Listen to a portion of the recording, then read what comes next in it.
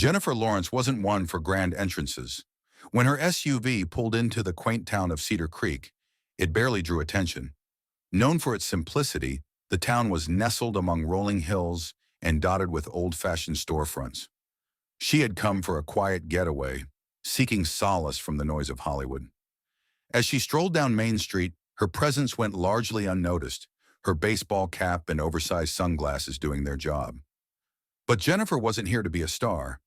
She was here to be a human.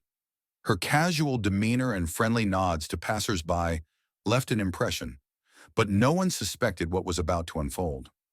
By the end of her stay, Jennifer Lawrence would become the town's most unexpected hero. It began at Maggie's Diner, the town's beloved breakfast spot. Jennifer was seated in a corner booth, enjoying a plate of pancakes, when she overheard a conversation at the counter. An elderly man named Earl, known for his warm smile and tattered suspenders, was explaining his predicament to Maggie, the owner. His car had broken down, and the repair costs were more than he could afford. Earl had no family nearby and relied on his old truck to get to the farmer's market where he sold hand-carved wooden toys. Jennifer listened intently, her heart heavy. She discreetly signaled Maggie over and whispered, "Can you tell me more about Earl?"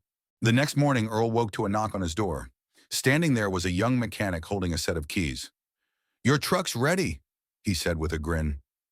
Earl was bewildered. He hadn't even arranged for a repair.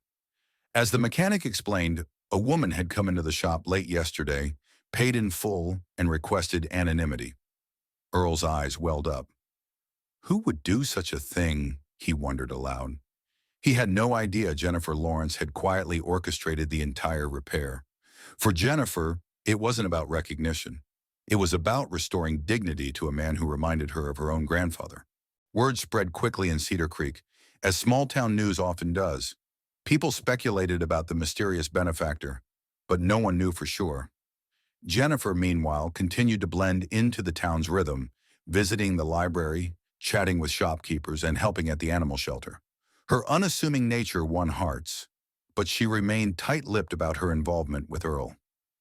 Kindness doesn't need a spotlight, she told herself, yet her actions inspired others.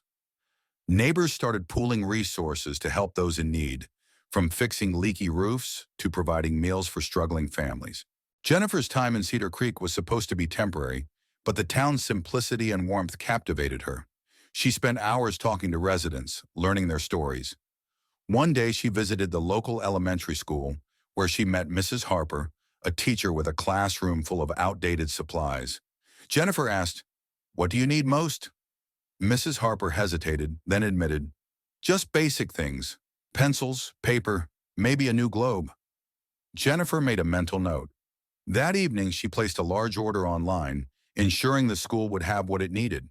The next week, when the supplies arrived, Mrs. Harper and her students were speechless. Despite her efforts to remain anonymous, Jennifer's identity eventually came to light. Earl spotted her at the diner and connected the dots. "It was you, wasn't it?" he asked, his voice trembling with gratitude. Jennifer's cheeks flushed, but she nodded. Earl stood, tipping his hat. "You've done more for this town than you'll ever know." From that moment, the town embraced her as one of their own. Jennifer realized she couldn't hide forever, but she also didn't want the attention to shift from the real issue, helping people in need. Jennifer's generosity inspired a town-wide initiative. She worked with the mayor to establish the Cedar Creek Foundation, a fund dedicated to supporting residents in crisis. Local businesses pitched in, and Jennifer matched their donations.